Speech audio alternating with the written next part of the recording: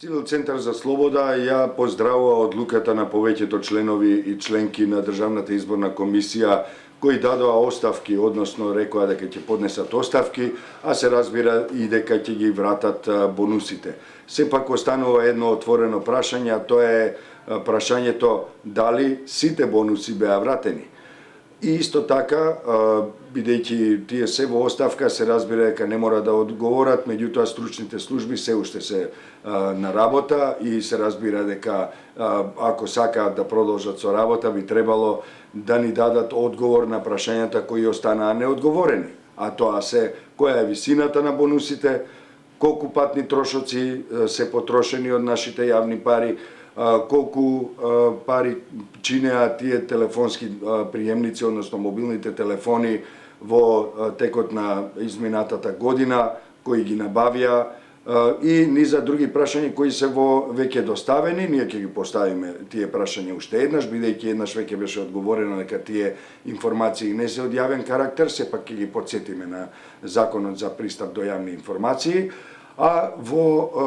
оваа прилика би сакале да потсетиме дека Цивил Центар за слобода постави слични прашања на Државната комисија за спречување на корупцијата. Бараме од Државната комисија за спречување на корупцијата да ни дадат одговор за тоа колку и како ги трошеле јавните пари, колку случаи отвориле, дали отвориле или пак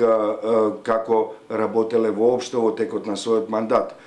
Знаеме дека Државната комисија за спречување на корупцијата пред самиот пад на претходната власт покрена иницијатива за истражување на финансиското работење на 22 невладини организации. Тоа беше последниот удар врз невладиниот сектор кој се обиде да ги попречи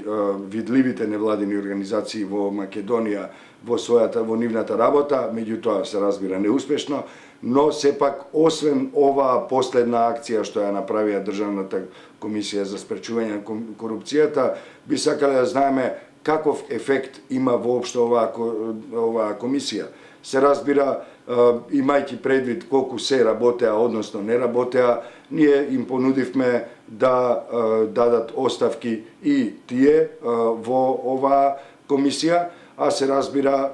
пред да дадат оставки би требало да дадат и отчет за тоа колку потрошиле, што направиле, како направиле. Доколку се утврдат злоупотреби и во случајот со Државната изборна комисија и во случајот со Државната комисија за спречување на корупцијата, би требало сите тие да бидат земени и на одговорност. Значи, оставките не се доволни, ни во случајот на ДИК, ни во случајот на ДКСК, туку треба да видиме што и како е направено, колку е злоупотребено и се разбира се поднесе одговорност.